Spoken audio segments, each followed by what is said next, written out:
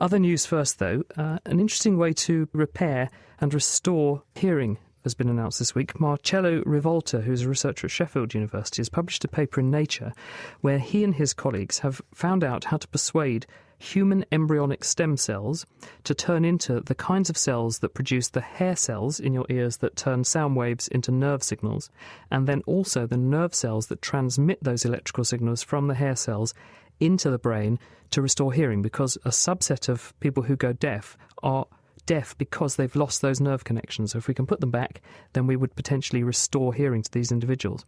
The discovery centres on the fact that if you take cells from a certain part of the developing embryo and you expose them to two growth factors, FGF3 and FGF10 are the names of those growth factors, then it drives the cells to be fooled into thinking that they're in the ear part of the developing embryo, and they turn into these stem cells that are going to produce the hair cells and the neurons. And they've identified some markers that these cells turn on that can be used to identify what those cells are. They're called PAX2, Nestin, 6-1 and GATA3. Those are the markers that the cells make.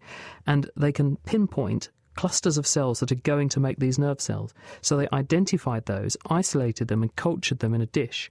And then they took some gerbils that had a drug-induced form of hearing loss, and they injected these nerve stem cells into the cochlea, which is the inner ear where the nerve signals originate from for hearing.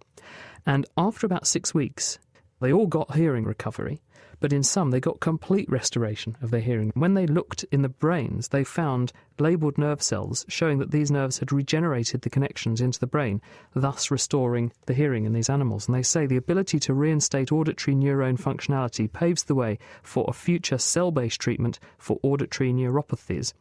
And they go on to say it may also, in combination with a cochlear implant, these electrical devices, offer a therapeutic solution to a wider range of patients that currently remain without viable treatment.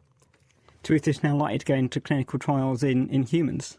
Well, one has to be cautious because it involves embryonic stem cells, and we have to make sure when using any kind of stem cell that they are safe. But the proof of principle is the key thing, and this is an amazing step forward because it means we could basically take a range of disorders which are very hard to treat at the moment and restore near normal hearing if this goes the same way in people as it has in these animals.